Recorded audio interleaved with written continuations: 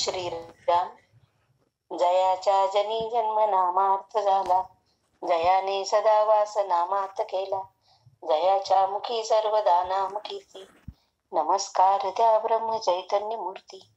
श्री समर्थ ब्रह्म चैतन्य गोंदवलेकर महाराज की जय. श्रीराम समर्थ. ओम नमोची आत्या वेद प्रतिपात्या, जय जय स्वसंवेद्या आत्मरूपा.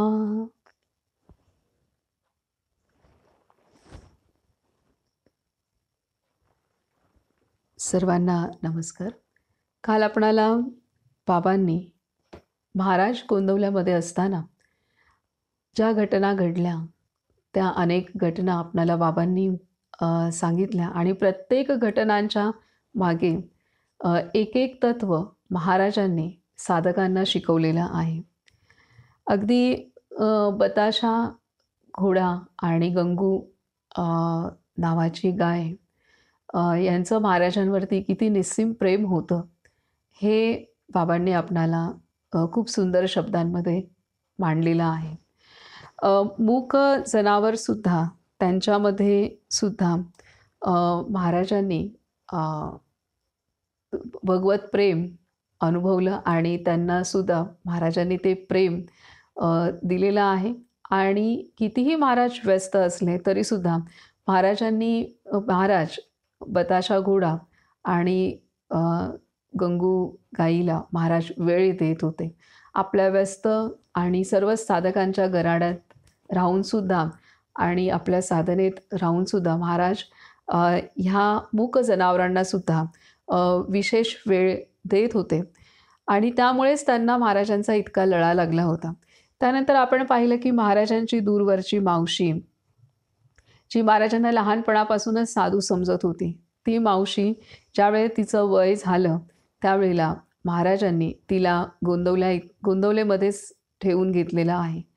आणि त्यासाठी महाराजांनी आपल्या पोटात दुखतंय असा प्रसंग घडवून आणला आणि त्या निमित्ताने महाराजांनी त्या मावशीला गोंदवलेमध्ये ठेवून घेतलेलं आहे. कारण त्या मावशीची सवय होती की दररोज ती महाराजांना नैवेद्य दाखवल्याशिवाय जेवत नसे आणि तिच्या पती निधनानंतर तिची जी शिल्लक होती ती जेव्हा संपूर्ण संपली त्यावेळेला ती अगदी तेलाशिवाय थालीपीठ करून खात होती आणि त्याचा नैवेद्य महाराजांना ती दाखवत होती. इतक्या हालाकीत ती जगत होती आणि त्यातून महाराजांनी तिची सुटका व्हावी ह्यासाठी महाराजांनी तिला गोंदवले इथे आपल्या स्वतःजवळच ठेवून घेतलेला आहे आणि तिचा अंतिम समयसुद्धा गोंदवल्यातच पार पडला. त्याचप्रमाणे मद्रास येथील एक घटस्फोट न झालेला परंतु आपल्या पतीचे आणि आपले विचार जुळत नसल्यामुळे कारण ती अम्मा मद्रास इकडची की ती पूर्णतः आध्यात्मिक वृत्तीची होती आणि त्यामुळे तिचे विचार न पटल्यामुळे ती आपल्या माहेरी राहू लागली आणि ब्रह्मानंदांच्या मार्गदर्शनामुळे ती महाराजांना भेटायला आली. महाराजांनी तिला 12 वर्षे मौन राहून नामस्मरण करण्यास सांगितलं आणि वारंवार ती गोंदवल्यात येऊन राहत होती आणि तिचा अंतिम समय सुद्धा तिने गोंदवल्यात व्यतीत केला आणि गोंदवल्यामध्येच तिचं अंतिम शेवट पण झालेला आहे. अशा रीतीने महाराजांनी जसं मूक जनावरांना आधार दिला त्याच प्रकारे अशा महिला की ज्या साध्वी होत्या त्यांनासुद्धा महाराजांनी खूप मोठा आधार दिलेला आहे आणि त्यांना परमार्थात प्रगती होण्यासाठीचं मार्गदर्शन आणि त्या दृष्टीने सर्व काही मदत महाराजांनी अशा महिलांना पण साधकांना पण केलेली आहे. त्यानंतर आपणाला सांगितलेलं आहे की एक घटना अशी की जिथं ज्या घरामध्ये बाई माणूस नव्हता आणि केवळ पिता आणि पुत्र दोघंच राहत होते आणि त्यांना महाराजांना आपल्या घरी प्रसादाला बोलवण्याची इच्छा झाली त्यावेळी महाराज तिथे एकटेच गेलेले आहेत आणि त्यांनी दिलेली भाजी भाकरी महाराजांनी आनंदाने खाल्ली. इतकंच नाही तर 125 लोक त्या पिता-पुत्रांच्या घरामध्ये येऊन जेवून गेली आणि त्यानंतर सुद्धा जेवढं अन्न तयार केलं, जेवढं महाराजांसाठी तयार केलेलं केलेल्या भाकरी ज्या टोपल्यामध्ये होत्या तेवढ्या आणि त्यांच्यासाठी तयार केलेली भाजी जी टोपामध्ये होती तेवढी 125 लोक जेवून झाल्यानंतर सुद्धा जेवढं अन्न सुरुवातीला तयार केलेलं होतं तेवढंच अन्न शिल्लक होतं. अशी अद्भुत घटना महाराजांनी तिथं घडवून आणली आणि महाराजांनी स्वसामर्थ्याने तिथे सर्वांना जेवू घातलेलं आहे आणि त्या पिता-पुत्रांना खूप मोठा आनंद महाराजांनी प्राप्त करून दिलेला आहे. त्यानंतर एका व्यक्तीचा पोटशूळ, जो जुनाट पोटशूळ होता की जो औषधाने सुद्धा बरा होत नव्हता, तर तो पोटशूळ सुद्धा महाराजांनी त्याला जो प्रसाद दिलेला त्या प्रसादाच्या आधाराने कायमचा दूर झाला. त्यानंतर एक घटना अशी की जिथं महाराजांनी त्यांच्या गादीखाली पाहून एका शिक्षकांना काही आढळतंय का पहा असं सांगितलं. त्यावर ते शिक्षक म्हणाले, तुमच्या गादीखाली तर काहीही नाही आहे. तेव्हा महाराजांनी त्याला सांगितलंय की जसं सांगितलंय तसं करायचं, आपली बुद्धी कुठेही वापरायची नाही. तर हे संतांचं महत्त्व आहे की संत जे आपल्याला करायला सांगतात ते आपण शांतपणे आपली बुद्धीनं चालवता आपण करणं आवश्यक आहे. आणि त्याने जेव्हा त्यांच्या गादीखाली पाहिलं तर तेव्हा तिथं 4 खण आणि 6 रुपये त्याला आढळले आणि ते महाराजांनी आलेल्या साधकांना दिले आणि त्यांना निरोप दिला. तर अशा रीतीने संतांचं वचन हे डोळे झाकून पालन करणं, त्यांची आज्ञा डोळे झाकून पालन करणं आवश्यक आहे. त्यानंतर महाराजांनी एक सुंदर घटनेच्या आधारे सांगितलेलं आहे की आपण आपलं सर्वस्व आपण आपलं सर्व काही दिलं, परंतु स्व जर दिला नाही तर काहीच न दिल्यासारखं आहे. परंतु आपण जर आपलं स्व दिलं तर मात्र आपलं सर्व काही हे भगवंताच्याच मालकीचं होतं आणि त्यात आपलं खरं कल्याण आहे. आणि स्व देणं म्हणजेच मी भगवंताचा आहे ह्या भावनेमध्ये दिवस रात्र आपण राहणं, जगणं म्हणजेच स्व देणं आहे. आपणाला कळतच नाही की आपलं स्व म्हणजे काय आहे. आपल्याला वाटतं की आपले नातेवाईक, आपल्याला वाटतं आपली संपत्ती, आपल्याला वाटतं आपलं शिक्षण, आपल्याला वाटतं आपल्याकडे असलेली जमीन जुमला, घरदार, गाड्या, हेच आपलं सर्व काही आहे.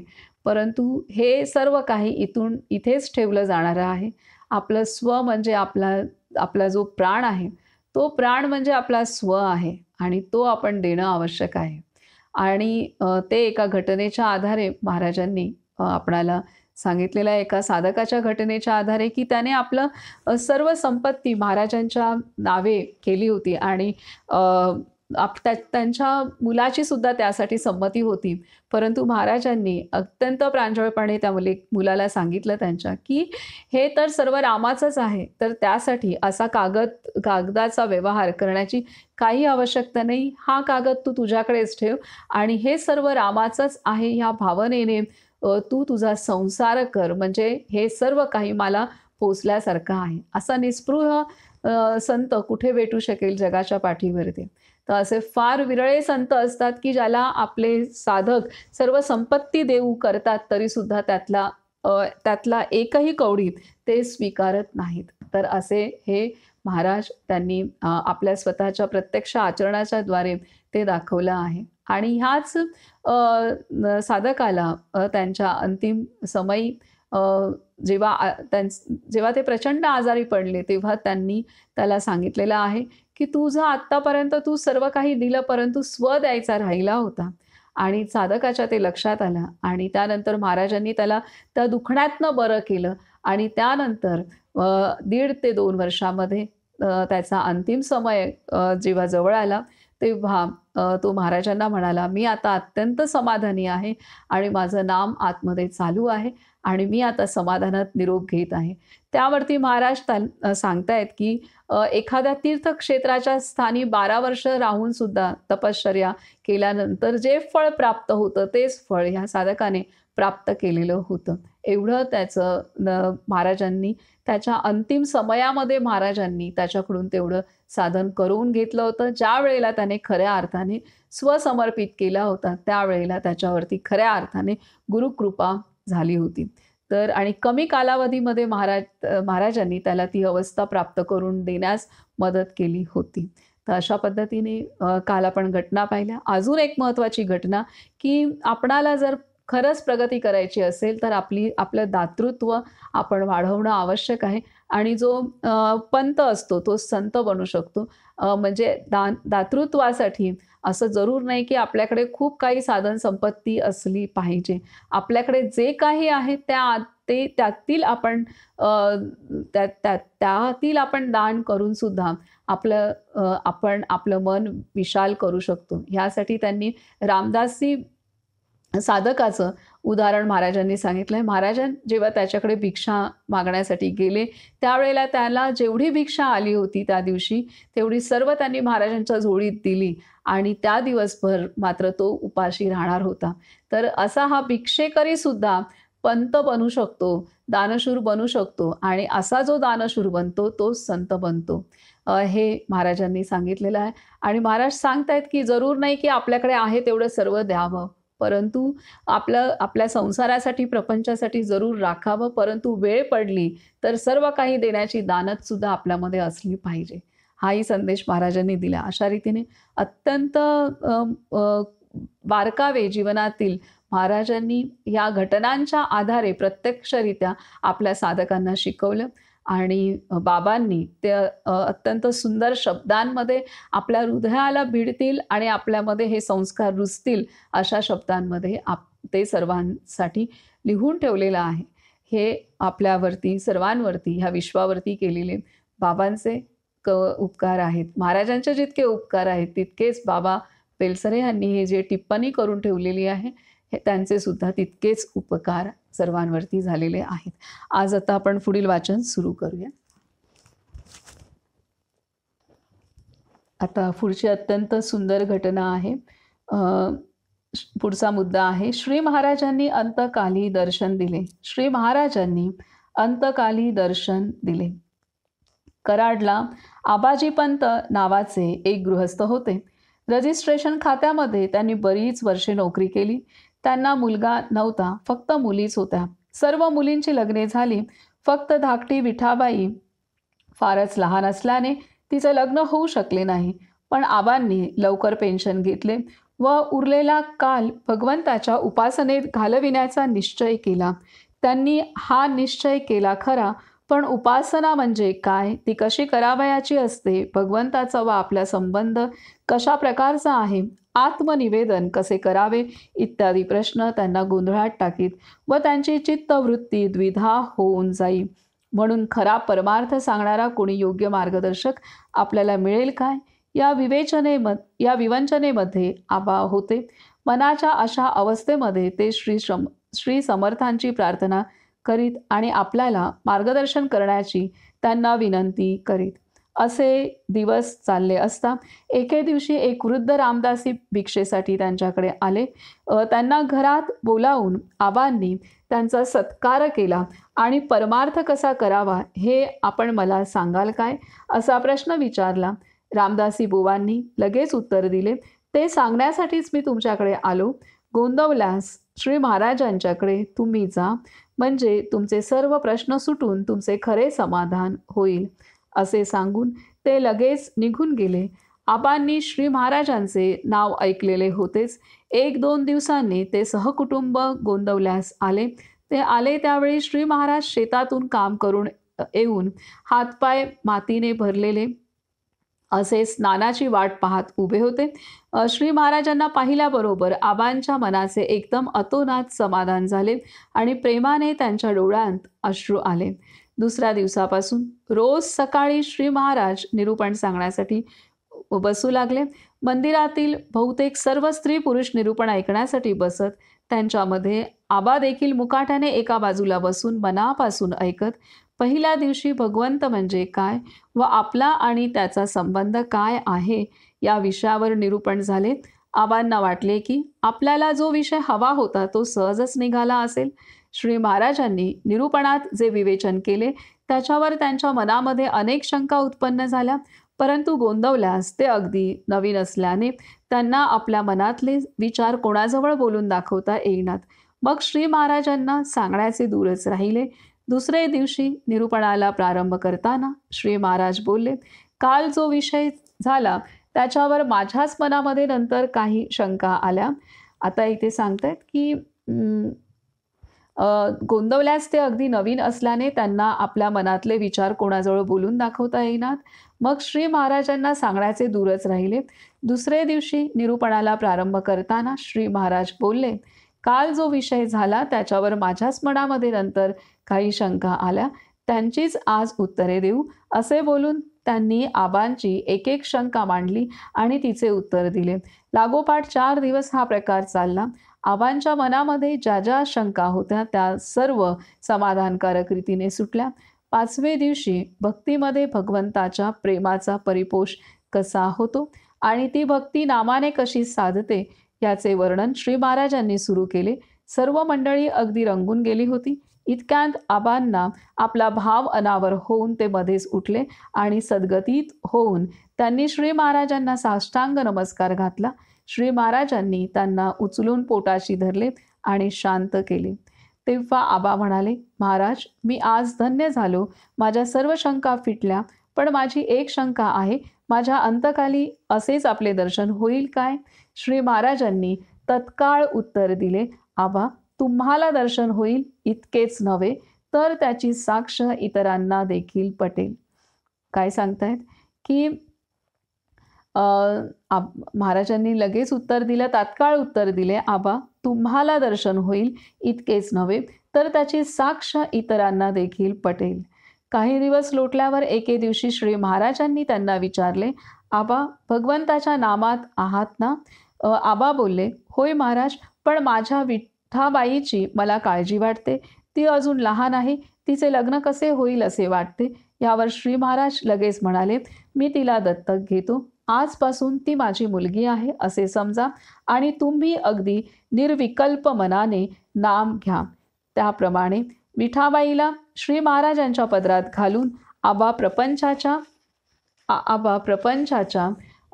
काळजीतून मुक्त झाले. इतप्पर त्यांचा सर्व काळ नामस्मरणासाठी जाऊ लागला. आणखी थोडे दिवस गेल्यावर आबांनी कराडला परत जाण्याबद्दल विचारले. तेव्हा श्री महाराज बोलले, आताच काय घाई आहे, पुढे बघू. त्यावर त्यांनी जाऊ का म्हणून पुन्हा विचारल्यावर श्री महाराजांनी संमती दिली आणि आबा कराडला गेले. श्री महाराजांचे लक्षात ठेवण्यासारखे एक मोठे वैशिष्ट्य असे होते की कोणी त्यांना प्रश्न विचारल्यावर प्रथम चटकन जे उत्तर त्यांच्या तोंडून येई तेच त्यांचे खरे सांगणे किंवा खरे मत किंवा खरी आज्ञा असे. त्यावर शंका काढून किंवा अडचणी दाखवून पुन्हा विचारले म्हणजे ते विचारणाऱ्याच्या मनाप्रमाणे सांगत. काय सांगतात? श्री महाराजांचे लक्षात ठेवण्यासारखे एक मोठे वैशिष्ट्य असे होते की कोणी त्यांना प्रश्न विचारल्यावर प्रथम चटकन जे उत्तर त्यांच्या तोंडून येई तेच त्यांचे खरे सांगणे किंवा खरे मत किंवा खरी आज्ञा असे. त्यावर शंका काढून किंवा अडचणी दाखवून पुन्हा विचारले म्हणजे ते विचारणाऱ्याच्या मनाप्रमाणे सांगत. आबांनी त्यावेळी कराडला परत जावे असे श्री महाराजांच्या मनात नव्हते, परंतु एकदा नको म्हणून सांगितले असता पुन्हा विचारल्यावर मात्र त्यांनी होकार दिला. आबा कराडला परत गेले आणि 6 दिवसांनीच त्यांची प्रकृती बिघडण्यास आरंभ झाला. औषध पाणी व्यवस्थित चालू होते, तरी 15 दिवसांच्या अवधीत ते इतके थकले की त्यांना अंथरुणावरून उठवेना. पण त्यांचे नामस्मरण सारखे चाललेले असून ते मनाने अगदी शांत होते. श्री महाराजांना पत्र लिहून कळवावे का असे विचारता ते नको म्हणाले. म्हणून गोंदवल्यास त्यांच्या आजाराची कोणास वार्ता नव्हती. एके दिवशी सकाळी त्यांची अवस्था फारच कठीण झाली आणि त्यांचा अंतकाळ जवळ आला आहे हे सर्वांना समजले. स्वतः त्यांनाही तसे वाटले. श्री महाराज त्यावेळी गोंदवल्यासच होते. सकाळी 9:30ची वेळ. काही कारण नसताना ते रामासमोर भजनाला उभे राहिले. सर्व मंडळी जय जय श्रीराम, जय जय श्रीराम असा घोष करून नाचत होती. इकडे कंठी प्राण आणून आबा श्री महाराजांची वाट पाहत होते. इतक्यात ते ज्या खोलीमध्ये निजले होते तिच्या पाठीमागच्या बाजूस जय जय श्रीराम असा श्री महाराजांचा स्पष्ट आवाज आणि त्याबरोबर मंडळींचाही आवाज सर्वांना ऐकू येऊ लागला. तेव्हा श्री महाराज खरोखर आले असे वाटून खोलीमधील इतर मंडळी त्यांचे स्वागत करण्यास एकदम उभी राहिली. आबांना बाह्य शुद्धी फारशी नव्हती, परंतु तेवढ्यात ते चांगले शुद्धीवर आले. खाडदिशी उठून उभे राहिले आणि अरे बघा श्री महाराज आले आहेत, सर्वांनी दर्शन घ्या असे बोलून व नमस्कार करून पुन्हा निजले. 5 मिनिटांनी डोळे उघडून पुन्हा ते बोलले, महाराज आपण मला दर्शन दिले, माझ्या सर्व इच्छा पुरवल्या, मी आनंदाने निरोप घेतो. हे शब्द बोलून त्रयोदशाक्षरी मंत्राचा जप करीत शांतपणे त्यांनी प्राण सोडला. श्री महाराजांच्या कानावर हा सर्व प्रकार गेला. तेव्हा ते मोठ्या कौतुकाने म्हणाले, आबा चांगले अधिकारी, रामाने त्यांना उत्तम गती दिली. भगवंताच्या नामाला त्यांनी स्वतःला वाहून घेतले होते. असे लोक फार थोडे. त्यांनी आपला प्रपंच रामाला अर्पण केल्यावर त्याची कधी काळजी केली नाही. सर्वांनी त्यांचे अनुकरण करावे. आबांच्याकडून दत्तक घेतलेली मुलगी जी विठाबाई, तिचे लग्न श्री महाराजांनी स्वतः केले. वासुदेवराव मार्डीकर नावाच्या गृहस्थाला त्यांनी तिचे सालंकृत कन्यादान केले. लग्न ठरल्यावर जिकडे तिकडे आमंत्रणे गेली आणि तयारी सुरू झाली. श्री महाराजांच्या मुलीचे लग्न म्हणून पुष्कळ पाहुणे मंडळी आली. लग्न ज्या दिवशी लागायचे त्या दिवशी मांडवामध्ये एक प्रकार घडला. एका पाहुण्याने आपले घोडे मांडवात बांधून ठेवले होते. घोडे तरुण होते तरी रोगग्रस्त असल्याने एकाएकी खाली निजले आणि त्याने प्राण सोडला. त्याबरोबर हे काहीतरी अशुभ घडले म्हणून जिकडे तिकडे गडबड सुरू उडून गेली. काय करावे कोणासच सुचेना, म्हणून सर्वांनी श्री महाराजांना कळवण्याचे ठरवून मनुष्य पाठवला. ती वार्ता ऐकल्याबरोबर ते बोलले, असे कसे होईल? ते घोडे थकून आल्यामुळे निजले असेल आणि तुम्ही ते मेले असे समजत आहात. चला आपण बघूया. श्री महाराज मांडवात आले आणि मंडळींना घेऊन घोड्याजवळ गेले.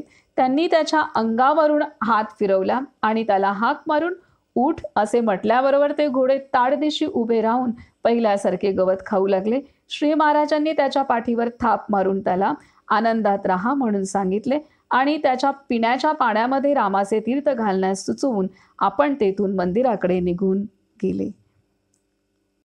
घटना आहे आबांच्या जीवनातील आणि महाराजांनी त्यांना जो शब्द दिला होता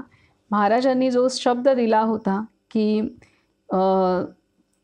महाराजांनी त्यांच्या सर्व शंका निरसन केल्या गोंदवले इथे आणि महाराजांनी त्यांना शब्द दिला होता.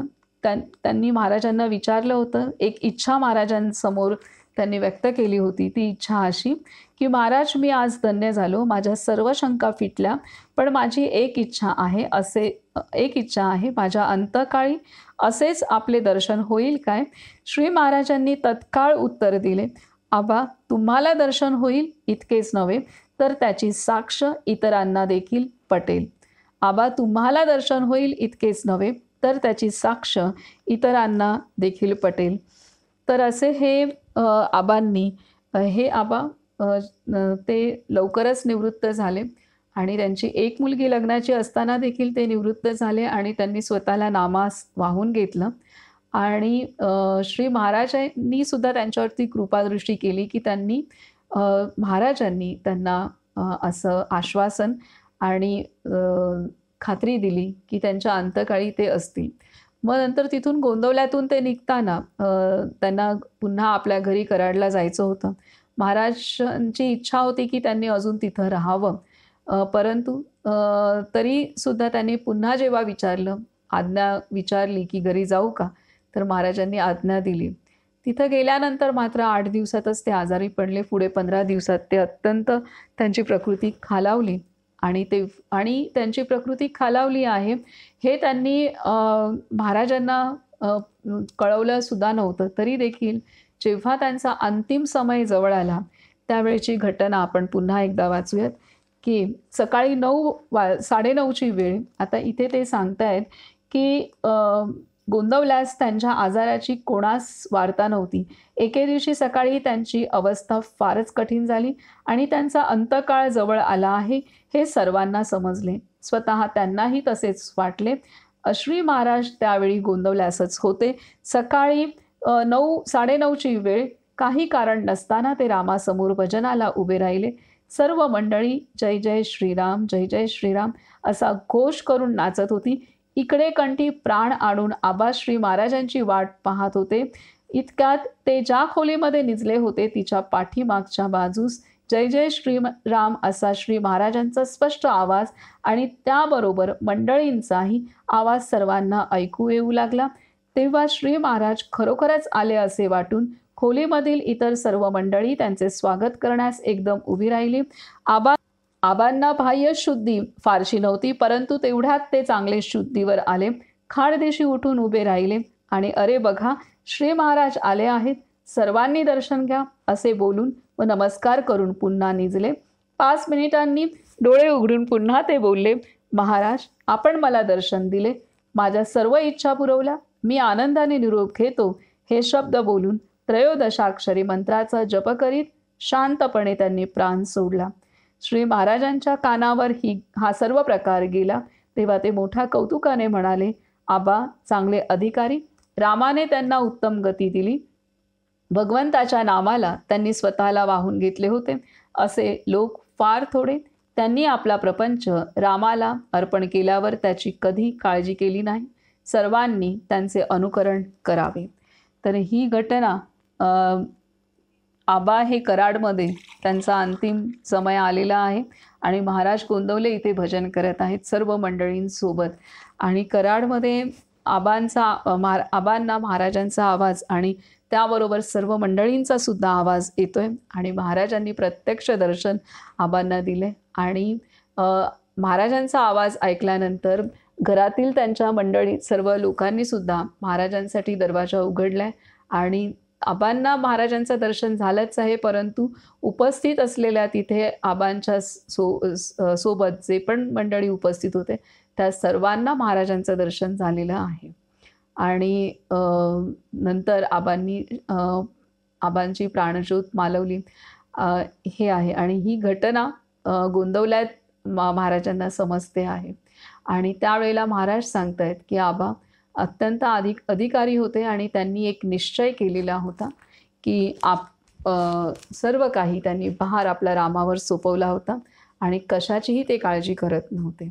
आणि त्या केवळ भगवंताच्या आश्रयाने त्यांनी आपलं जीवन व्यतीत केलं, त्याचा हा परिणाम म्हणून ते अधिकारी झाले. आणि त्यांच्यासोबत असलेली सर्व मंडळी त्यांनासुद्धा महाराजांचं दर्शन त्यावेळेला ते कराडला असून सुद्धा आणि महाराज गोंदवलेत असून सुद्धा झालेलं आहे. आता आपण पुढे वाचूयात. आणि त्याच आबांची मुलगी तिच्या लग्नाच्या वेळेला सुद्धा तिला महाराजांनी दत्तक घेतलं होतं आणि तिचं लग्नाच्या वेळेला मंडपातच एक घोडा मरून म्हणजे एक घोडा त्याचा प्राण गेलेला होता, परंतु महाराजांनी त्याला उठ म्हटल्यानंतर तो उठलाय आणि आपलं नेहमीसारखं गवत खाऊ लागला. त्यानंतर महाराजांनी त्याला सांगितलं आहे की आनंदात राहा असं महाराजांनी त्याला आशीर्वाद पण दिलेला आहे. आणि त्याच्या पानात महाराजांनी रामाचं तीर्थ देऊन त्याला पाणी पाजायला पण सांगितलेलं आहे. तर अशा रीतीने महाराजांनी हा जो घोडा ज्याचा पण प्राण त्याने सोडलेला होता त्यालासुद्धा महाराजांनी तिथं जीवनदान दिलेलं आहे. आता पुढे सांगतात की धाकट्या राम मंदिराची स्थापना. श्री महाराजांचा व्याप झपाट्याने वाढत होता. नुसत्या दर्शनाला येणाऱ्या मंडळींची संख्या तर जास्त वाढलीच, परंतु बाहेर गावाहून येणाऱ्या पुष्कळ मंडळींना श्री महाराज आपण होऊन बरेच दिवस ठेवून घेऊ लागले. अर्थात एवढ्या समाजासाठी मोठे राम मंदिर अपुरे पडू लागले. म्हणून श्री महाराजांनी धाकटे राम मंदिर बांधले आणि लोकांना विशेषतः सहकुटुंब येणाऱ्यांना उतरण्यास व सामान ठेवण्यास सोयीचे व्हावे म्हणून काही खोल्या देखील बांधल्या. आपले कुलोपाध्याय चिंतूबुवा यांना गोंदवल्यास आणून राहायला जागा दिली आणि एक शेत पण दिले. श्री महाराजांनी घरच्या शेतीची वाढ केली. जुनी जमीन साफ करून खत घालून तयार केली, नवीन विहीर बांधली, नवीन जमीन विकत घेतली आणि ती सर्व रामाच्या खर्चाला लावून दिली. या कालात पुष्कळ वेळा ते स्वतः शेतामध्ये नांगर हाकणे, जमीन उकरणे, खडे गोटे काढणे, हरळी उपटणे इत्यादी कामे करीत. त्यामुळे बरोबरच्या मंडळींना, श्रीमंत व शहरी लोकांना देखील त्यांच्यासारखे काम करावे लागेल. तसेच धान्य निवडणे, ते दळणे, पाणी आणणे, स्वयंपाक करणे इत्यादी कामे बायकांना करावी लागत. जेवायला रोज बाजरीची भाकरी व भारी तिखट आमटी असायची. कधी कधी कडधान्याची उसळ जोडीला असे. भात फक्त सणावारी मिळायचा. तरी पण श्री महाराजांच्या प्रेमासाठी लहान मोठे, श्रीमंत गरीब, विद्वान अडाणी, स्त्री पुरुष सर्वजण मोठ्या आनंदाने कष्ट करीत आणि जे मिळेल त्या आनंदाने पोटभर खाऊन पुष्कळ दिवस गोंदवल्यास राहत. तर इथे जसा व्याप वाढला, जसे सर्व साधक वस्तीला येऊ लागले आपल्या कुटुंबासह, मुलाबाळांसह, तसे महाराजांनी त्यांची व्यवस्था व्हावी ह्यासाठी दुसऱ्या धाकट्या राममंदिराची सुद्धा स्थापना केली. तिथे काही खोल्या बांधल्या आणि त्याचप्रकारे शेतीसुद्धा तिथे महाराज करू लागले. आता पुढे सांगतात की विप्रांची सभा व नामाचे श्रेष्ठत्व. विप्रांची सभा व नामाचे श्रेष्ठत्व. धाकटे राम मंदिर बांधले त्या सुमारास श्री महाराजांनी एक गायत्री, पुरश्चरण व रुद्र स्वाहाकार करविला. निरनिराळ्या ठिकाणचे विद्वान, वैदिक, विप्र बोलावून त्यांच्याकडून सर्व वैदिक कामे यथासांग पार पडली आणि त्यांना भरपूर अन्न, वस्त्र व दक्षिणा देऊन त्यांचा यथोचित गौरव केला. त्याबरोबरच 8 दिवस अन्नछत्र ठेवून गोंदवल्यामधील व आजूबाजूच्या गावांमधील लोकांना पोटभर जेवायला घालून तृप्त केले. स्वाहाकारासाठी वाईचा एक वैदिक आला होता. श्री महाराज वैदिक होम हवन जरी यथासांग करीत होते तरी सर्वांना रामनामाचे महत्त्व पुन्हा पुन्हा सांगून तेच घेण्याचा उपदेश करीत होते हे त्याने पाहिले व त्याला अर्थात ते न आवडून त्याने वेशासह भाऊशास्त्री लेले यांना तसे लिहून कळवले. भाऊशास्त्रांना त्याचे म्हणणे अगदी योग्य आहे असे वाटले आणि त्यांनी परचुरे शास्त्री बुवांकडून श्री महाराजांना एक पत्र लिहविले. वैदिक कर्म खरे महत्त्वाचे व पवित्र असताना रामनामाचे बंड वाढवणे हे अवैदिक व अशास्त्रीय आहे असा पत्राचा भावार्थ होता. ते पत्र आल्यावर हे पहा, वाईच्या शास्त्री बुवांचे पत्र आले आहे असे म्हणून ते पत्र श्री महाराज त्याला दाखवू लागले. ही बातमी विप्रवृंदांत पसरल्यावर या विषयाबद्दल बरीच अस्वस्थता उत्पन्न झाली आणि शेवटी सर्वांची सभा करून त्यामध्ये निर्णय करण्याचे ठरले. सभेच्या दिवशी होमाच्या मांडवामध्ये पुष्कळ गर्दी जमली. श्री महाराजांसाठी एक उच्चासन तयार केले होते. श्री महाराज सभेसाठी मंडपामध्ये आले त्यावेळी सर्व मंडळी आपण होऊन उठून उभी राहिली, परंतु स्वतः त्या आसनावर न बसता श्री महाराजांनी स्वाहाकाराचे मुख्य विप्र होते त्यांना आदराने व आग्रहाने त्यावर बसविले आणि आपण समोरच्या बैठकीवर बसले. सभेला सुरुवात झाली ती एका शास्त्रीबुवांच्या भाषणाने. त्यांच्यानंतर दोघे वैदिक विद्वान बोलले. त्या सर्वांचे म्हणणे असे, वेदांची आज्ञा ही देवाच्या शब्दापेक्षाही श्रेष्ठ आहे. वैदिक कर्मे केल्या वांचून कधीही चित्तशुद्धी होणार नाही, पण ज्यांना त्या कर्माचा अधिकार नाही अशा अज्ञानी व आचारहीन लोकांसाठी रामनाम हे साधन आहे त्याचा असा सार्वत्रिक प्रसार केला असता धर्मभ्रष्ट होईल.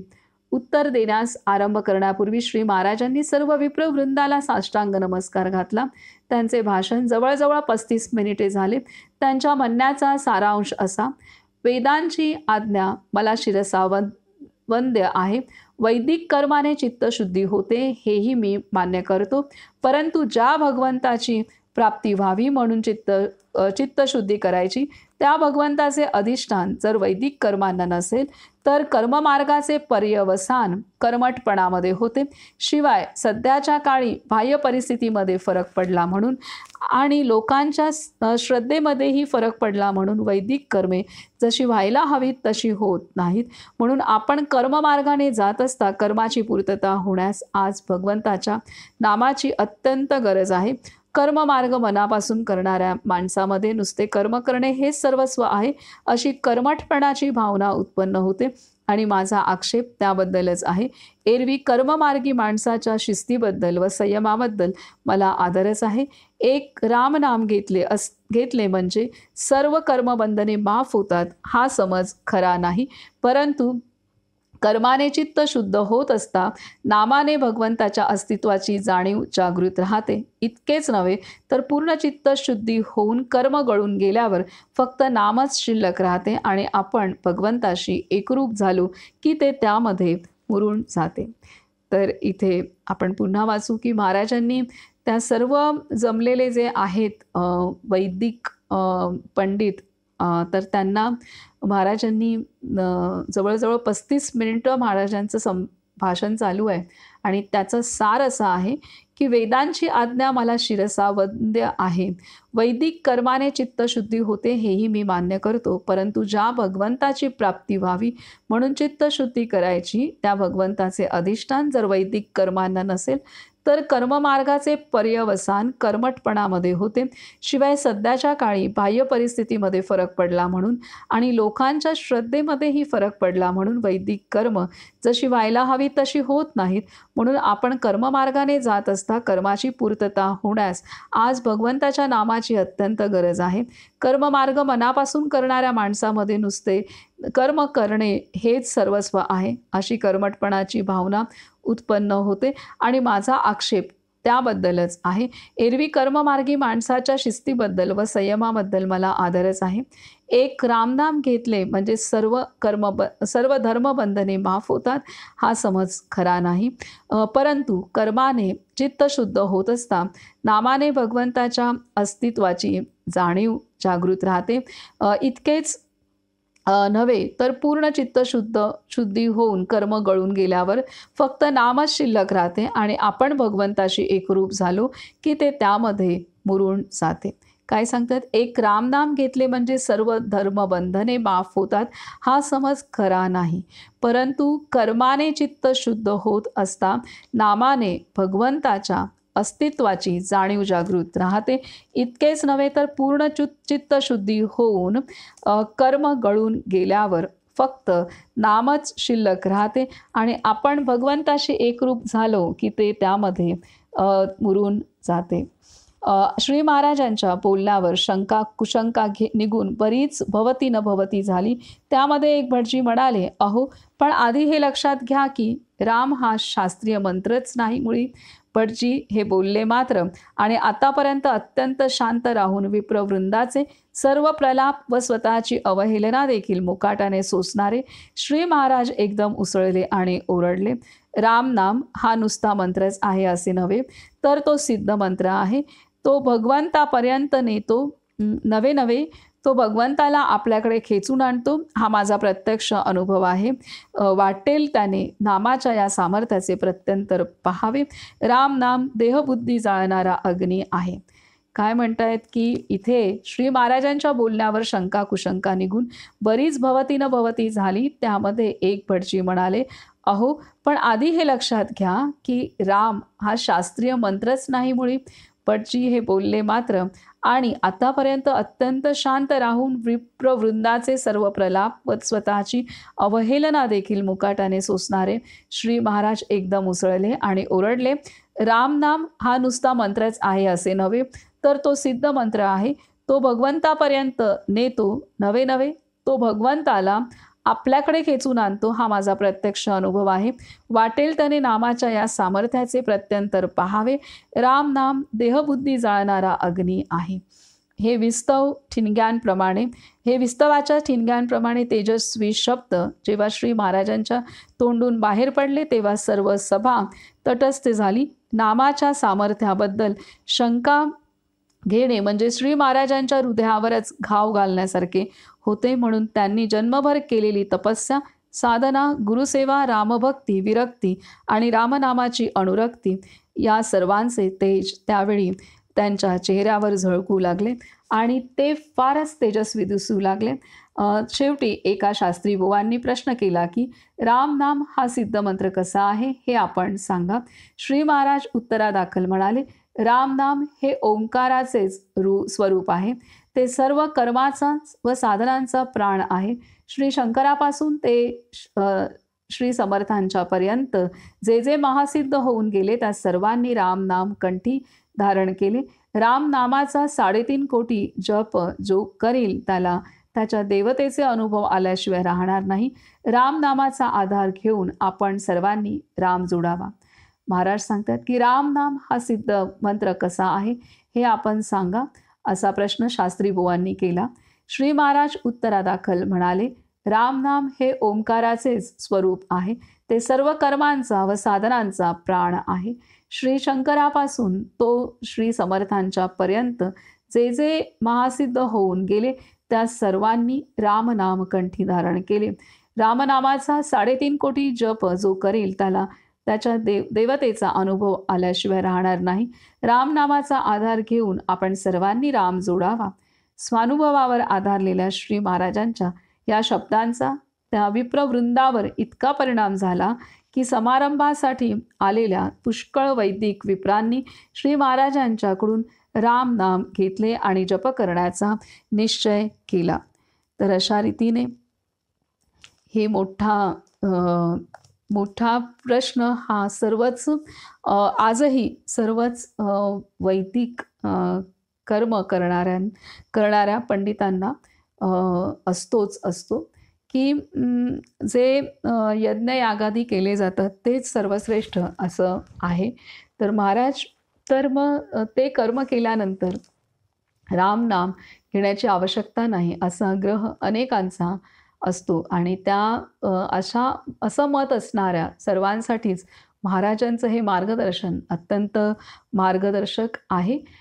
तर महाराजांनी सांगितलेलं आहे की जे वेदांनी सांगितलेले कर्म आहेत यज्ञयागादी सर्व कर्म जे आहेत ती अत्यंत महत्त्वाची आहेच आहेत, परंतु त्याला भगवंताचं अधिष्ठान हवं. यासाठी रामनाम घेणं अत्यंत आवश्यक आहे. कर्म करत असता आपण भगवंताचं अधिष्ठान जर त्या कर्माला नसेल तर ते कर्म कर्मठपणामध्ये जातं आणि आपण त्या कर्माच्या बंधनामध्ये अडकतो आणि ते कर्म मी केलं हा अहंकारही असतो आणि त्या कर्माच्या बंधनात आपण अडकतो आणि ते कर्म कर्मठ होतं. आपण त्यामध्ये गुंतून जातो, अडकून जातो. तेच जर आपण त्यामध्ये भगवंताचं कर्म करत असता भगवंताचं अधिष्ठान त्यामध्ये असेल. आता अधिष्ठान भगवंताच्या स्मरणाने म्हणजेच नामस्मरणाने जर कर्म करत असता त्यामध्ये अधिष्ठान भगवंताचं असेल तर मात्र हळूहळू करत आपण त्या कर्मबंधनातून आपली सुटका होते आणि तो कर्मयोग साधला जातो आणि आपण भगवंताशी एकरूप होतो आणि मग ते नाम आपल्यामध्ये मुरून जातं. तर हे महाराजांनी इथं सांगितलेलं आहे. त्यामुळे परंतु इथे महाराजांनी हेही सांगितलेलं आहे की अनेकांना नामस्मरण करणाऱ्यांना पण अनेकांना वाटतं की आपण नामस्मरण करतोय म्हणजे इतर धर्मबंधनातून आपली धर्मबंधने माफ होतात, म्हणजे इतर जी धर्मबंधनं आहेत ती नाही पाळली तरी चालतात असं अनेकांना वाटतं. तर ते मतसुद्धा योग्य नाही. आपण नामस्मरण करणं जितकं महत्त्वाचं आहे तितकंच आपणाला जे वेदांनी सांगितलेलं कर्म आहे ते सुद्धा करणं आपणाला महत्त्वाचं आहे. दोन्ही गोष्टी तितक्याच महत्त्वाच्या आहेत. हे महाराजांनी अत्यंत सखोलरित्या इथे आपणाला पटवून दिलेलं आहे. सर्वांसाठीच हा महाराजांचं हे मार्गदर्शन अत्यंत उपयोगी आहे की जे केवळ नामस्मरणाला मांडतात त्यांच्यासाठीही अनेकांना असं वाटतं आम्ही नाम घेतो तर बाकीची धर्मबंधनं आहेत ती नाही पाळली तरी चालतील असं अनेकांना वाटतं. तर महाराज इथे सांगतायत की तसं नाही आहे. आपल्याला सर्व जे वेदांनी सांगितलेले धर्म आहेत ते करत आपल्याला त्यामध्ये भगवंताचं अधिष्ठान नामाच्या आधारे आपल्याला त्यामध्ये भगवंताचं अधिष्ठान मिसळायचं आहे. हे इथे महाराज आपल्याला शिकवत आहेत बारकाव्याने. आणि ज्यांना असं वाटतंय की केवळ कर्म केली तेच म्हणजे सर्वश्रेष्ठ तर त्यांनाही सांगतायत की ते कर्म करत असताना त्यामध्ये भगवंताचं अधिष्ठान अवश्य आहे. अशा रीतीने कर्मही महत्त्वाचं आहे आणि त्यामध्ये भगवंताचं अधिष्ठान असणं नामाच्या सहाय्याने हेही महत्त्वाचं आहे. हे महाराज इथे स्पष्ट करतात आणि त्याबरोबरच रामनामाची महतीसुद्धा महाराज इथे आपणाला सविस्तरपणे महाराजांनी इथे मांडलेली आहे. भगवान श्री शंकरापासून ते आत्ता स्वामी समर्थांपर्यंत सर्वच जण रामनामाच्या आधारे त्यांनी पूर्णत्व प्राप्त करून घेतले. आत्मसाक्षात्कार आणि भगवत साक्षात्कार ब्रह्मस्वरूप अवस्था त्यांनी या रामनामाच्या आधारे प्राप्त करून घेतले. त्यामुळे रामनाम हे ओंकार स्वरूपच आहे असं महाराजांनी स्पष्ट सांगितलेलं आहे. आणि 3.5 कोटी जप रामनामाचा झाल्यानंतर जी आपली आराध्य देवता असते तिचा साक्षात्कार होतोच होतो. आणि हे महाराजांनी अनुभवलेलं आहे, सर्व संतांनी अनुभवलेलं आहे नामाची महती. नामाचं प्रात्यक्षिक त्यांनी सर्वांनी अनुभवलेलं आहे. आणि हे ऐकल्यानंतर मग अनेक वैदिक पंडितांनी महाराजांकडून अनुग्रहसुद्धा घेतला. आईची काशी यात्रा. आईची काशी यात्रा. आईची काशी यात्रा. श्री महाराज 8-10 वर्षे गोंदवल्यास स्थिर राहिल्यावर त्यांचा लोकसंग्रह फार वाढला आणि अनेक क्षेत्रांतील लहान मोठी माणसे यांना त्या निमित्ताने त्यांच्याकडे येऊ लागली. हे त्यांचे ऐश्वर्य पाहून गीताबाईंना एक प्रकारचे समाधान वाटे. जो आपला मुलगा बैरागीपणाचे वेड डोक्यात घेऊन घरांतून निघून गेला होता, तोच मुलगा घरांत राहून लोकांशी इतका चांगला वागतो आणि लोक देखील त्याला इतका मान देतात. याचे त्या भारी कौतुक करीत. या काळांतच श्री महाराजांना 2 मुले झाली, परंतु ती दोन्ही तान्हेपणीच वारली. या काळांतच श्री महाराजांना 2 मुले झाली, परंतु ती दोन्ही तान्हेपणीच वारली. वयाला 60 वर्षे पूर्ण होऊन गेल्याने व आयुष्यामध्ये अनेक कष्ट सोसल्याने गीताबाई बऱ्याच थकल्या होत्या. श्री महाराज आपल्या आईची फार मनापासून सेवा करीत. असेच एक दिवस रात्री ते तिचे पाय चेपीत बसले असताना ते तिला बोलले, आई, तू आता म्हातारी झालीस. तुझी काही इच्छा असली तर सांग, मी खात्रीने ती पूर्ण करीन. हे ऐकून तिच्या डोळ्यात पाणी आले आणि ती म्हणाली, गणू, माझे काय राहिले आहे आता? तुझे हे वागणे आणि लोकांचे तुझ्यावरचे प्रेम पाहून माझे मन तृप्त झाले. माझा देह थकत चालला. मनात असे येते की एकदा काशी यात्रा घडावी. गंगा स्नान करून एकदा विश्वेश्वराचे दर्शन घेतले म्हणजे देहाचे सार्थक होईल. आईचे हे भाषण ऐकून श्री महाराज बोलले, वा, फारच उत्तम. मग उद्याच आपण निघायचे का? तुला काशी यात्रा घडवण्याचे माझ्याकडे लागले. यावर आई म्हणाली, अरे पण आपण यात्रेला गेलो तर आपल्या घराकडे कोण पाहिल? घराचा वासा देखील कोणी इथं शिल्लक ठेवणार नाही. लगेच श्री महाराज बोलले, त्याची काळजी तू करू नकोस, मी सर्व व्यवस्था करतो. आईला असे आश्वासन देऊन त्यांनी काशी यात्रेची सर्व तयारी केली. आतापर्यंत श्री महाराज 10 वेळा काशीला गेले होते, परंतु ते एकटे व पायी चालत. या खेपेस त्यांनी पुष्कळ लोकांना पत्रे धाडून बोलावून घेतले आणि जवळजवळ 100 स्त्री पुरुष बरोबर घेऊन ते आगगाडीने काशीस गेले. आईसाहेबांची म्हणजे त्यांच्या पत्नीची बरोबर येण्याची इच्छा होती, पण आपण पुढे केव्हा तरी खात्रीने जाऊ अशी त्यांची समजूत घालून त्यांनी त्यांना माहेरीस धाडून दिले. श्री महाराजांच्या दुसऱ्या पत्नीला लोक आईसाहेब म्हणत. गीताबाई आज काशी यात्रेला जाणार म्हणून प्रत्येकाला कौतुक वाटत होते. निघायची सर्व तयारी झाल्यावर 25 बैलगाड्या भरल्या. गावचे सर्व लोक निरोप देण्यास जमा झाले. शेवटी श्री महाराज आईला घेऊन रामरायाच्या दर्शनाला आले. रामाचा निरोप घेऊन 2 जण बाहेर आले. तेव्हा गीताबाई म्हणाल्या, अरे जरा घराकडे लक्ष असू द्या बरं का, यात्रा संपवून मी लवकर परत येते. तेव्हा श्री महाराज बोलले, आई, तू आता फार थकली आहेस. कोणास ठाऊक काळ कसा येईल, म्हणून घराचा लोभ कशाला ठेवतेस? आपण त्याची वाट लावू. असे सांगून त्यांनी चिंतूबुवांना हाक मारली आणि त्यांना मंत्र म्हणायला सांगितला. श्री महाराजांनी आपल्या घरावर तुळशीपत्र ठेवून सर्वांच्या नावाने पाणी सोडले. जमलेल्या लोकांपैकी ज्याला जी वस्तू पाहिजे ती त्याने घेऊन जावी. असे म्हणायचा उशीर की 15 मिनिटांमध्ये घर धुतल्याप्रमाणे स्वच्छ झाले. अशा रीतीने आपले घर लुटल्यानंतर ते आईला म्हणाले, तुझे लक्ष अडकायला आता मागे काही शिल्लक राहिले नाही. चल आता. हा सगळा प्रकार पाहून आई बोलली, गणू, मला वाटले होते की तुला प्रापंचिक शहाणपण आले, पण नाही रे नाही. तू होतास तसाच बैरागी आहेस. कोणच्या वेळी काय करशील याचा काही नेम नाही. श्री महाराज कोरेगावहून आगगाडीने निघाले व प्रथम नाशिकला आले.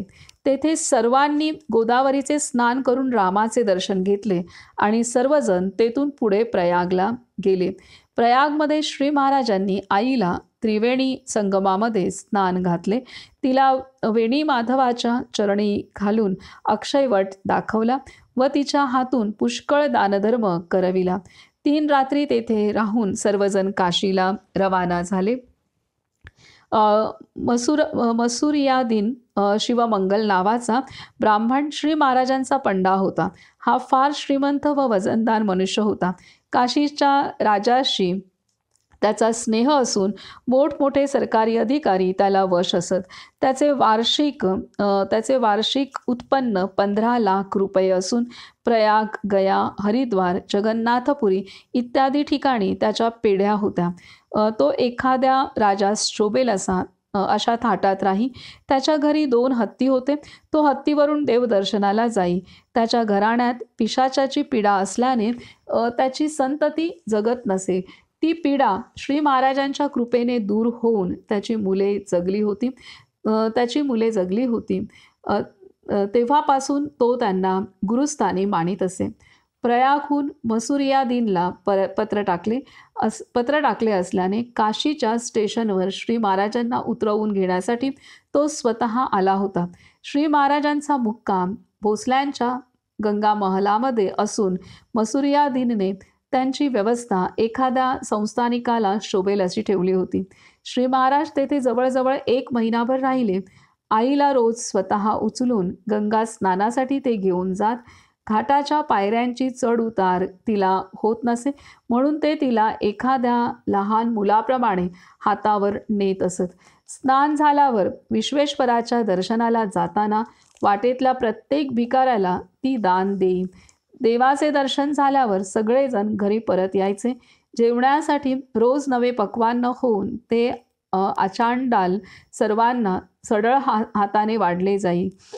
या मुक्कामात श्री महाराजांनी 5 सहस्त्र भोजने, 3 इच्छा भोजने, गावामधील सर्व भिकाऱ्यांना 5 भोजने आणि 3 संन्यासी भोजने घातली.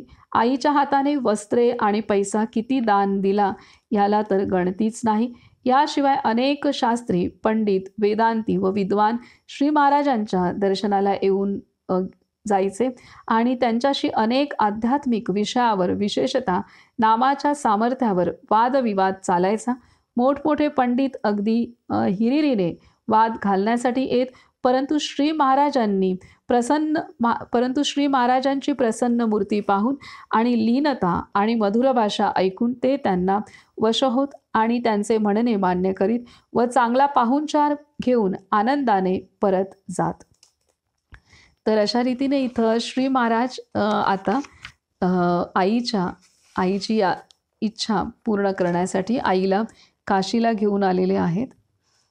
आणि काशीला येताना महाराजांच्या जवळ 100 स्त्री पुरुष होते आणि 100 स्त्री पुरुष आणि त्यांची आई आणि असा सर्व लवाजमा घेऊन महाराज काशीला गेलेले आहेत.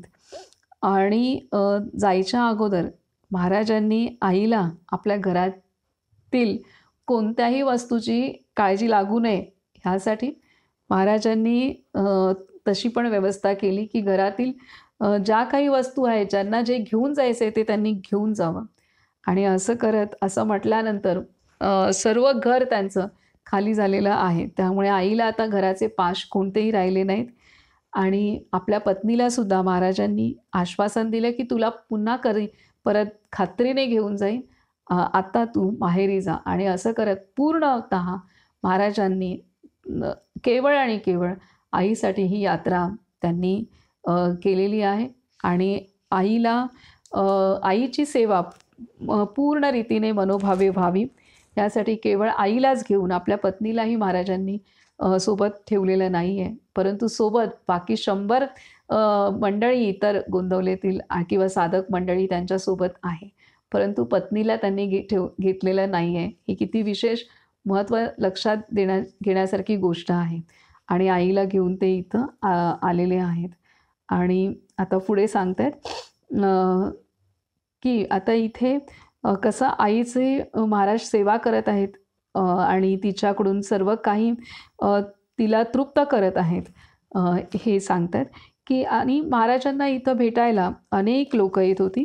अनेक पंडित, वेदांती, साधू, संत येत होते. तर त्यापैकीच आता सांगतात की त्यावेळी काशीमध्ये आत्मानंद सरस्वती या नावाचे एक मोठे विद्वान व साधनी संन्यासी राहत असत. त्यांचा स्वतःचा मठ असून त्यांची शिष्य शाखा ही पुष्कळ मोठी होती. आता ही काशीमधली घटना आहे. काशीमध्येच ते गेलेले आहेत. त्यावेळी काशीमध्ये आत्मानंद सरस्वती या नावाचे एक मोठे विद्वान व साधनी संन्यासी राहत असत. त्यांचा स्वतःचा मठ असून त्यांची शिष्य शाखा ही पुष्कळ मोठी होती. ते नेहमी संस्कृतांतच बोलत व त्यांचा सर्व काळ ध्यान, धारणा आणि शिष्यांना श्री शंकराचार्यांच्या शारीर भाष्याचे पाठ देण्यामध्ये जात असे. ते रोज 3 वेळा स्नान करीत. त्याचा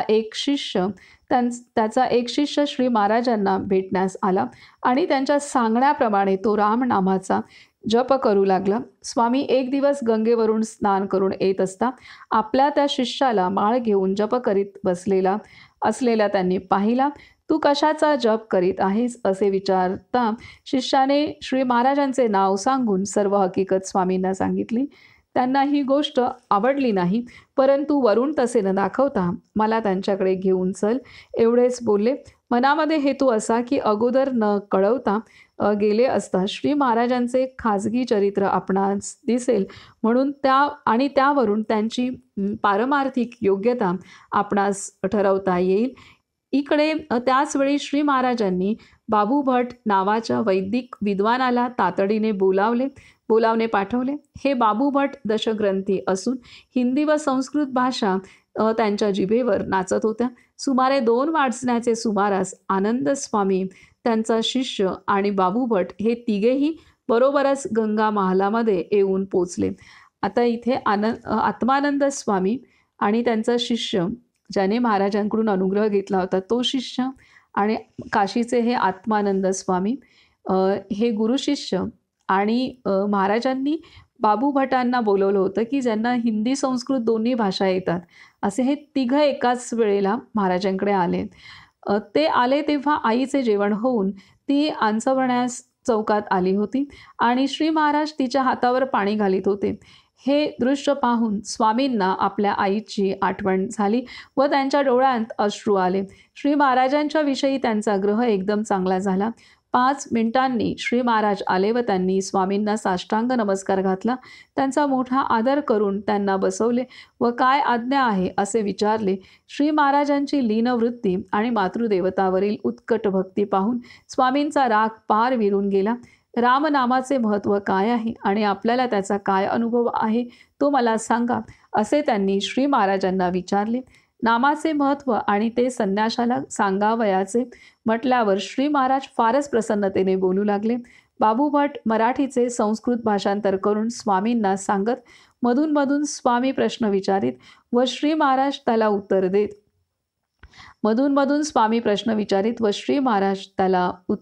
देत. बोलण्याच्या ओघात श्री महाराज म्हणाले, भगवंताला विषयाचा विटाळ यत्किंचितही खपत नाही. यावर स्वामी म्हणाले, तो कसा? श्री महाराज लगेच बोलले, संन्याशाला लसूणाचा होतो तसा. पुन्हा स्वामींनी विचारले, पण विटाळ झाल्यावर शुद्धी कशाने? श्री महाराज पुन्हा तात्काळ बोलले, रामनामाने. हे उत्तर ऐकून स्वामी उठले आणि त्यांनी श्री महाराजांना एकदम साष्टांग नमस्कार घातला. आदल्या रात्री स्वामींनी स्वप्नामध्ये लसूण खाल्ला होता. जाग आल्यावर त्यांना अशुद्ध वाटून त्यांनी स्नान केले खरे, परंतु नुसत्या स्नानाने मनाची अशुद्ध भावना गेली नव्हती. त्यांच्या बरोबर झालेल्या संभाषणामध्ये श्री महाराजांनी विलक्षण चातुर्याने अंतर्ज्ञान दाखवलेच, पण त्याबरोबरच मन शुद्ध करण्याचे रामनामाचे सामर्थ्यही दाखवले. स्वामींनी श्री महाराजांपासून रामनामाची दीक्षा घेतली आणि श्री महाराजांनी त्यांना दीक्षा देण्याचाही अधिकार दिला. काय सांगतात इथे की रामनामाचे महत्त्व काय आहे आणि आपल्याला त्याचा अनुभव काय आहे तो मला सांगा, असे त्यांनी श्री महाराजांना विचारले. हे आत्मानंद स्वामींनी नामाचे महत्त्व आणि ते संन्याशाला सांगावयाचे म्हटल्यावर श्री महाराज फारच प्रसन्नतेने बोलू लागले. बाबू भट मराठीचे संस्कृत भाषांतर करून स्वामींना सांगत, कारण ह्या आत्मानंद स्वामींना संस्कृत भाषाच येत होती, संस्कृत भाषेतच ते बोलायचे आणि समजून घ्यायचे. त्यामुळे मराठीचं भाषांतर बाबू भटांनी त्या स्वामींसाठी संस्कृतमध्ये केलं. मधून मधून स्वामी प्रश्न विचारित व श्री महाराज त्याला उत्तर देत. बोलण्याच्या ओघात श्री महाराज म्हणाले, भगवंताला विषयाचा विटाळ यत्किंचितही खपत नाही. यावर भगवंताला विषयाचा विटाळ यत्किंचितही खपत नाही. यावर स्वामी म्हणाले, तो कसा? श्री महाराज लगेच बोलले, संन्याशाला लसूणाचा होतो तसा. पुन्हा स्वामींनी विचारले, पण विटाळ झाल्यावर शुद्धी कशाने? श्री महाराज पुन्हा तात्काळ बोलले, रामनामाने. हे उत्तर ऐकून स्वामी उठले आणि त्यांनी श्री महाराजांना एकदम साष्टांग नमस्कार घातला. आदल्या रात्री स्वामींनी स्वप्नामध्ये लसूण खाल्ला होता. जाग आल्यावर त्यांना अशुद्ध वाटून त्यांनी स्नान केले खरे, परंतु नुसत्या स्नानाने मनाची अशुद्ध भावना गेली नव्हती. त्यांच्याबरोबर झालेल्या संभाषणामध्ये श्री महाराजांनी विलक्षण चातुर्याने अंतर्ज्ञान दाखवलेच, पण त्याबरोबरच मन शुद्ध करण्याचे रामनामाचे सामर्थ्यही दाखवले. स्वामींनी श्री महाराजांपासून रामनामाची दीक्षा घेतली आणि श्री महाराजांनी त्यांना दीक्षा देण्याचाही अधिकार दिला. तर आता इथे आईसाठी महाराज काशीमध्ये आलेत. एका बाजूने महाराज आईच्या सर्व इच्छा पूर्ण करत आहेत. महाराज आईकडून अन्नदान आणि सर्व पूजा अर्चना, अन्नदान हे सर्व एका बाजूने करत आहेत. तर महाराजांना भेटण्यासाठी अनेक वेदांती पंडित, अनेक साधू संत, महाराज स्वामी हे महाराजांना भेटायला येतात. असेच हे आत्मानंद स्वामी, त्यांच्या शिष्याने महाराजांकडून रामनामाची दीक्षा घेतली होती आणि ते त्या स्वामींना काही पटलं नव्हतं. म्हणून महाराजांची परीक्षा घेण्यासाठी ते स्वामी अचानक महाराजांच्या इथे महाराजांना भेटायला जायचं असं त्यांनी ठरवलं. आणि स्वामी महाराजांना भेटायला येणार हे महाराजांना न निरोप देता सुद्धा महाराजांना ज्ञानाने कळलेलंच होतं. आणि त्यामुळे त्यांनी बाबू भट या व्यक्तीला बोलावून घेतले की ज्याला हिंदी आणि संस्कृत दोन्ही येत आहे, मराठी येत आहे, आणि त्यामुळे त्याला भाषांतर करण्यासाठी महाराजांनी आधीच बोलवलं होतं. आणि असे ते बाबू भट, आत्मानंद स्वामी आणि त्यांचे शिष्य एकत्र तिघजण आलेत. आणि इथं महाराजांनी खूप मोठा विषय मांडलेला आहे की रामनामामुळे आपलं चित्त शुद्ध होतं, मनशुद्धी होते, हे महाराजांनी सांगितलेलं आहे. आणि त्यासाठी महाराज म्हणाले आहेत की भगवंताला विषयाचा विटाळ सहन होत नाही. आणि तर तो कसा? तर त्यासाठी जसं संन्याशाला कांदा लसणाचा विटाळ होतो, तसा भगवंताला विषय म्हणजे विकारांचा विटाळ सहन होत नाही. हे मग त्यावरती उपाय काय करायचा आहे? तर त्यावरती नामस्मरण हा उपाय आहे. आणि इथं नेमकं ह्या स्वामींनी स्वप्नामध्ये लसूण खाल्ल्याचं त्यांना दिसलं होतं आणि त्यामुळे त्यांचं मन अशुद्ध झालं होतं. स्वप्नात त्यांनी खाल्लेलं होतं, असं होतात वासना आणि त्या स्वप्नामध्ये पूर्ण होतात, तसं ते स्वामींचं झालेलं होतं. आणि सकाळी उठल्यानंतर मात्र त्यांना अस्वस्थ वाटलं की आपण जरी स्वप्नात लसूण खाल्ला तरी तो प्रत्यक्षात खाल्ल्याची ती भावना होती. आणि त्यामुळे त्यांनी स्नान केलं, परंतु तरीसुद्धा त्यांच्या मन काही स्वस्थ होईना. मनामध्ये जे अशुद्ध वाटत होतं ते काही भावना जाईना असं होतं. परंतु महाराजांनी जे उत्तर दिलं की चित्तशुद्धीसाठी नामस्मरण हा उपाय आहे, तर स्वामी महाराजांना शरण गेलेत आणि स्वामींनी महाराजांकडून नामदीक्षा घेतली आणि महाराजांनी त्यांना ती दिली. आणि इतकंच नव्हे तर आत्मानंद स्वामींचा अधिकार पाहून महाराजांनी आत्मानंद स्वामींना सुद्धा श्रीराम जय राम जय जय राम हा त्रयोदशाक्षरी मंत्र आत्मानंद स्वामी इतरांना सुद्धा देऊ शकतात, हा अधिकार महाराजांनी त्या स्वामींना सुद्धा दिलेला आहे. तर ही इतकी मोठी गोष्ट, घटना, खूप काही दोन्ही महाराजांचं सामर्थ्यही आणि त्या आत्मानंद स्वामींचं प्रांजळपणाने शरण जाणं, ह्या दोन्ही गोष्टी आपणाला शिकवत आहेत. आता पुढे सांगतात की एकदा एक म्हातारे एकदा एक म्हातारे वेदांती शास्त्रीबुवा सकाळी 9 वाजण्याच्या सुमारास श्री महाराजांकडे वाद घालण्यासाठी आले. शास्त्रीबुवा चांगले शास्त्र पडलेले असून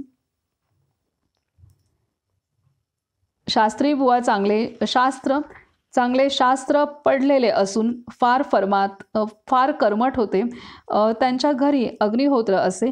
काशीमध्ये कोणीही भक्तिमार्गी साधू आला की त्याच्याशी ते वाद करायला जात आणि वेदांतामधले अनादिकूट प्रश्न त्याला विचारून त्याची फजिती करीत. शास्त्रीबुवा आले तेव्हा श्री महाराज आईला स्नानाला नेण्याच्या तयारीमध्ये होते, पण शास्त्रीबुवांना पाहून ते तसेच बसले आणि बोलण्यास सुरुवात केली. 3 तासपर्यंत निरनिराळ्या प्रश्नांवर काथ्याकूट झाला. शेवटी भगवंत जर पूर्ण आहे तर त्याला हे जगत उत्पन्न करण्याची जरूर काय या प्रश्नावर वाद सुरू झाला. श्री महाराजांनी त्याला अनेक रीतीने समजावून सांगितले तरी त्याचे समाधान होईना.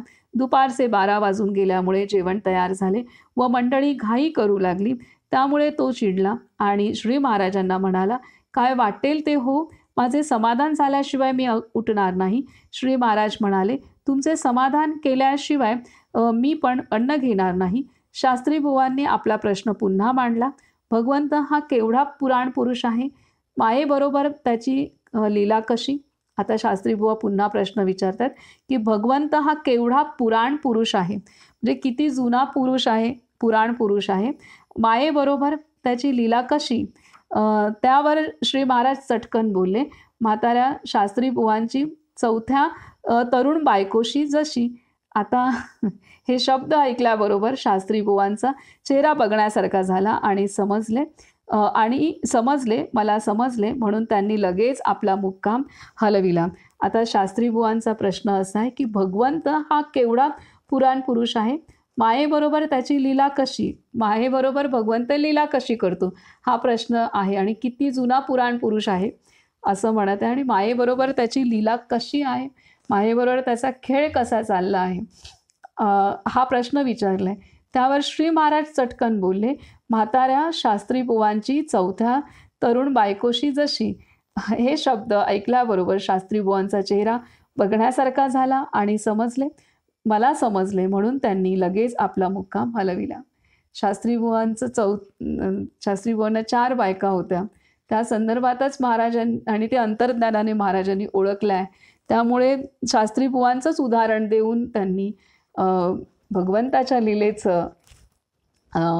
लीला कशी असते हे सांगितलेलं आहे आणि हे ऐकून तिथून त्यांनी मुक्काम हलवला. एके दिवशी सकाळी दवंडी पिटवून काशीतील सर्व भिकाऱ्यांना श्री महाराजांनी दुपारी 12 वाजता जेवायला बोलावले. घरात सामान किती शिल्लक आहे म्हणून चौकशी केली तेव्हा 1 शेर तांदूळ व अर्धा शेर डाळ आहे असे समजले. श्री महाराज बोलले, आज माझ्याजवळ एकही पैसा शिल्लक नाही. मी कोणाचे उसने घेणार नाही. एवढ्या अन्नात जितके भिकारी जेवतील तितके जेवू देत. मी काय करणार? आईने पुष्कळ समजूत घालण्याचा प्रयत्न केला पण त्यांनी ऐकले नाही. 11 वाजण्याच्या सुमारास 1 शेर तांदळाचा भात आणि अर्धा शेर डाळीची आमटी तयार झाली. श्री महाराजांनी तो भात एका परातीत ओतायला सांगून त्यावर रामाचे तीर्थ शिंपडले व आपली छाटी झाकण घातली. तसेच आमटीतही तीर्थ टाकले. 12 वाजेपासून भिकारी जेवायला येऊ लागले. संध्याकाळी 4 वाजेपर्यंत जेवणे चालली होती. जवळजवळ 1200 भिकारी जेवून गेले. सगळे झाल्यावर श्री महाराज स्वयंपाकघरात आले व किती अन्न शिल्लक आहे याची चौकशी करू लागले. छाटी काढून पाहता 1 शेर तांदळाचा भात व अर्धा शेर डाळीची आमटी शिल्लक आहे असे आढळले. रामाने आज माझी लाज राखली असे बोलून ते बाहेर गेले. तर अशी पुन्हा एक घटना महाराज सांगत आहेत. पुढे सांगतात की शांताश्रम स्वामी त्यावेळी काशीमध्येच असल्याने श्री महाराजांना लगेच भेटले व दोघे बरोबर राहू लागले. स्वामी मोठे तपस्वी. काशीमध्ये 12 वर्षे मौन धरून त्यांनी 13 कोटी रामनामाचा संकल्प पूर्ण केला होता. त्यांचे भजन इतके रसाळ असे की ते भजन करू लागले म्हणजे रामाची मूर्ती डोलत असे. श्री महाराजांचे श्री महाराजांचे त्यांच्यावर व त्यांचे श्री महाराजांच्यावर फार प्रेम असे. स्वामींनी श्री महाराजांना एकदा असा प्रश्न केला की, महाराज, सर्व भारतवर्षांतून इतके लोक काशीला येतात आणि गंगेत स्नान करतात, मग ते पावन का होत नाहीत? श्री महाराज म्हणाले, याला कारण खरी भावना नाही. शांताश्रमांना पटेना ते बोलले, हे लोक इतका पैसा खर्च करून आणि इतके कष्ट सोसून इथे येतात, तेव्हा खरी भावना असल्या वाचून कसे येतील? श्री महाराज म्हणाले, लवकरच दाखवीन. 4 दिवस गेल्यावर त्यांनी एक युक्ती योजली.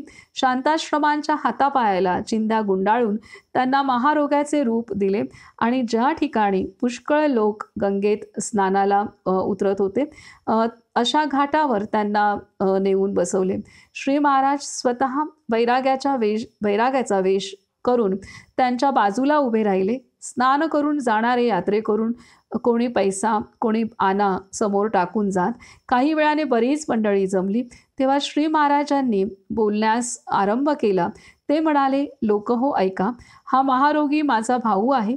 गेल्या वर्षी आम्ही येथे आलो. ते म्हणाले, लोक हो ऐका, हा महारोगी माझा भाऊ आहे. गेल्या वर्षी आम्ही येथे आलो. आम्ही दोघांनी विश्वेश्वराची फार मनापासून सेवा केली. तेव्हा त्याने प्रसन्न होऊन आम्हाला एक वर दिला. तो असा की या गंगेमध्ये स्नान केल्यावर आपले पाप नाहीसे झाले आणि आपण शुद्ध झालो अशी भावना ज्या यात्रेकरूंची आहे त्याने तुला एकदा आलिंगन दिले तर तुझा रोग नाहीसा होईल. आपण इतके जण यात्रेकरू आहात, कोणीतरी माझ्या भावावर एवढा उपकार करावा. हे बोलणे ऐकून त्या गर्दीतील 8-10 लोक पुढे सरसावले. पण एवढ्यात श्री महाराज त्यांना थांबवून बोलले, हा जरा थांबा, सगळे नीट ऐकून घ्या.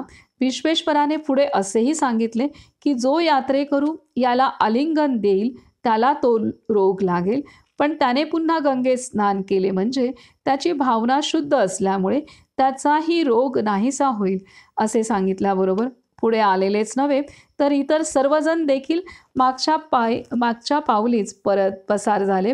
इतक्यात ही गर्दी पाहून एक तरुण शेतकरी तेथे आला व काय प्रकार आहे म्हणून चौकशी करू लागला. श्री महाराजांनी त्याला सर्व समजावून सांगितले. जास्त विचार न करता त्याने मोठ्या निष्ठेने शांताश्रमांना आलिंगन दिले आणि त्यानंतर लगेच श्री महाराजांनी आपण होऊन त्याला आलिंगन दिले. श्री महाराज बोलले, बाळ, तुझी काशी यात्रा खरी फळाला आली. तुझे जन्माचे कल्याण झाले असे खात्रीने समज. स्वामींना सगळ्या प्रसंगाचा अर्थ आपोआपच कळला. तो मुलगा कर्नाटकमधील असून नंतर एकदा गोंदवल्यास येऊन श्री महाराजांचे दर्शन घेऊन गेला. काही दिवसांनी काशीमध्ये महामारीची साथ सुरू झाली. गंगेचे पाणी खराब झाले आणि लोक पटापट मरू लागले. एक दिवस श्री महाराज रस्त्यातून चालले असता एके ठिकाणी बरीच गर्दी जमलेली दिसली. काय प्रकार आहे म्हणून चौकशी करता असे कळले की एक भिकारीण महामारीने अशक्तपणा येऊन मेल्याप्रमाणे पडली होती. तिचे ताने मूल तिच्या शेजारी बसून रडून गोंधळ करीत होते. ते आईला प्यायला मागत होते. महामारीच्या भीतीने कोणी मनुष्य त्या बाईजवळ जाण्यास धजत नव्हता. ते करुण दृश्य पाहून श्री महाराजांचे अंतःकरण कळवळले. त्यांनी त्या मुलाला कडेवर घेतले आणि लोकांना बोलले, छे, ही बाई मेली नाही. अशक्तपणामुळे तिला जीट आली आहे. तिला लवकर रामाचे तीर्थ पाजा, म्हणजे ती शुद्धीवर येईल. श्री महाराजांनी थोडेसे तीर्थ तिच्या अंगावर शिंपडले आणि बरेच तिच्या तोंडामध्ये घातले. 5 मिनिटांनी ती भिकारीण सावध झाली व उठून बसली. श्री महाराज तिला म्हणाले, बाई, तुझे मूल रडते आहे, त्याला दूध पाज आणि सुखाने आपल्या घरी जा. असे बोलून त्यांनी तिला 1 वस्त्र व रुपया दिला. भिकारिणीने श्री महाराजांना नमस्कार केला व मुलाला कडेवर घेऊन ती निघून गेली. श्री महाराजांना अमुक एका वस्तूची सवय होती असे सांगता येणार नाही, परंतु कोणी काही दिल्यास सहसा त्याचा अव्यर्थ ते करीत नसत. कोणी दिले तर पान खात, कोणी दिली तर सुपारी खात, तंबाखू दिली तर ती देखील कधी कधी खात असत. परंतु लोकसुद्धा कित्येक वेळी मर्यादेच्या बाहेर जात. एकदा आईसकट सर्व मंडळी गंगेमध्ये स्नानास उतरली होती. श्री महाराज पुष्कळांना स्वतः आपल्या हाताने स्नान घालीत होते. इतक्यात एका गृहस्थाने चुना लावून चोळून तयार केलेली तंबाखू त्यांच्या हातावर ठेवली. श्री महाराजांनी ती घेतली आणि गंगार्पण वस्तू असे म्हणून गंगेमध्ये सोडून दिली. तो गृहस्थ अगदी खजील झाला. तेव्हा ते त्याला म्हणाले, काशीला आले म्हणजे काहीतरी पदार्थ सोडायचा असतो ना, म्हणून ही तंबाखू मी सोडली. तुम्ही देखील तेच करा. त्यानंतर श्री महाराजांनी तशी तंबाखू पुन्हा खाल्ली नाही आणि त्याने पण पुन्हा तंबाखू खाल्ली नाही. तर अशा रीतीने इथे काशीमधील विविध घटना बाबांनी सांगितलेल्या आहेत. इथे आपण थांबूयात आणि उद्या आपण पुढील वाचन करू.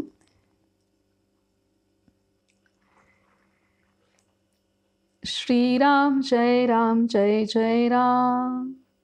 श्रीराम जय राम जय जय राम. श्रीराम जय राम जय जय राम. श्रीराम जय राम जय जय राम. श्रीराम जय राम जय जय राम. श्रीराम जय राम जय जय राम. श्रीराम जय राम जय जय राम. श्रीराम जय राम जय जय राम. श्रीराम जय राम जय जय राम. श्रीराम जय राम जय जय राम. श्रीराम जय राम जय जय राम. श्रीराम जय राम जय जय राम. श्रीराम जय राम जय जय राम. राजाधिराज सद्गुरुनाथ श्री ब्रह्मचैतन्य गोंदवलेकर महाराज की जय. सब संतन की जय. बाल गोपाळ की जय. श्रीराम जय जय रघुवीर समर्थ.